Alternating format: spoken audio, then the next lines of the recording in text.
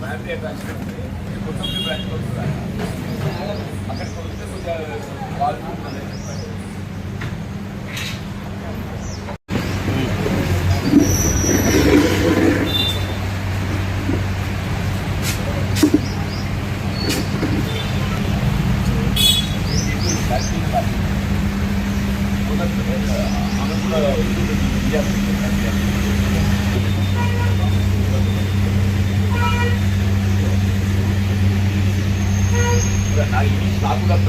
Compulsory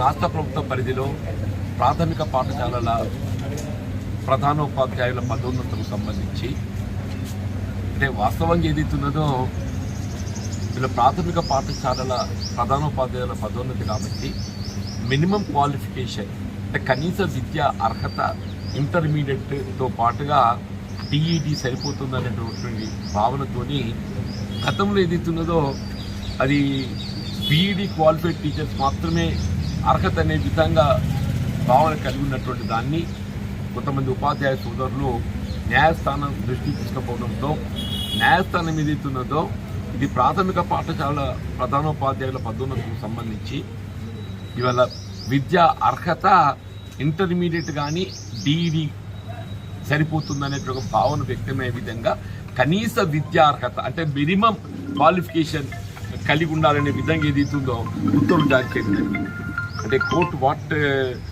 they said is the respondents are directed to prepare the list of intermediate who possesses a minimum of intermediate and DED for promotion to the post of headmaster of primary school LFL.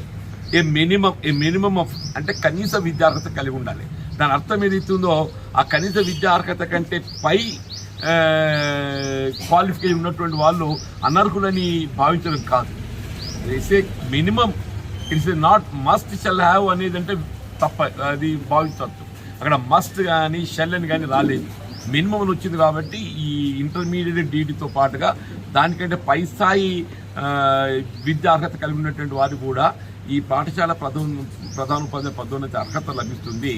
కానీ సంభవం ఏదైతుందో అప్పుడు 2009 ఉమ్మడి రాష్ట్రంలో GOMS number 12 guide lines ఆధారంగా చేసుకొని ప్రస్తుతం ఈ ప్రమోషన్లకు సంబంధించి అదే మస్ట్ అనే విధంగా మన డిఓస్ విద్యాశాఖ అధికారులు ఈ ఇంటర్మీడియట్ మరియు డిఈడి అర్హత కలిగి ఉన్నటువంటి వారిని మాత్రమే ఈ పదోన్నతులకు సంబంధించినటువంటి అర్హత కలిగి ఉన్నారు అనే విధంగా లిస్ట్ ప్రిపేర్ చేయడంతో దానికి పై స్థాయి విద్యార్హత కలిగి ఉన్నటువంటి ఒక ఉపాధ్యాయులు కొంత ఆందోళనకు గురవుతున్నారు.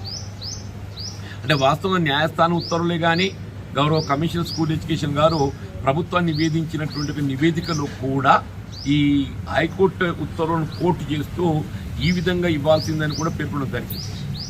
మరి ఇక్కడ అమలుకు వచ్చే వరకు ఏదైతుందో భిన్నంగా అమలవుతున్నట్టు కనొస్తుంది. కాబట్టి దీనికి సంబంధిత శాఖ కూడా గౌరవ ముఖ్యమంత్రి గారి దగ్గర ఉంది. కాబట్టి నేను ఈరోజే గౌరవ ముఖ్యమంత్రి గారి దృష్టికి తీసుకొచ్చే అంశాన్ని, ఎందుకంటే భవిష్యత్తులో ఈ న్యాయస్థానంలో చిక్కులు ఎదుర్కొనే అవకాశం ఉంది. ఇప్పుడు suppose what ever this prepares it is subject to scrutiny of the legal, మళ్ళీ ఏదైతే సమస్య ఉత్పన్నమవుతుంది. కాబట్టి భవిష్యత్తులో సమస్య ఉత్పన్నం కాకుండా ఉండాలి అని చెప్పారంటే అది ఏ విధమైనటువంటి ఒక పొరపాటు జరగకుండా చూసుకోవాల్సిన బాధ్యత సంబంధించిన శాఖపై ఉంటుంది. కాబట్టి ఈ అంశాన్ని వాళ్ళ గౌరవ ముఖ్యమంత్రి గారి దృష్టికి తీసుకోవడంతో పాటుగా సంబంధిత స్కూల్ ఎడ్యుకేషన్ సెక్రటరీ, గౌరవ కమిషనర్ స్కూల్ ఎడ్యుకేషన్ గారితో పాటుగా స్థానికంగా జగిత్యాల జిల్లాకు సంబంధించి జగిత్యాల జిల్లా కలెక్టర్ దృష్టి కూడా తీసుకోవడం జరుగుతుంది.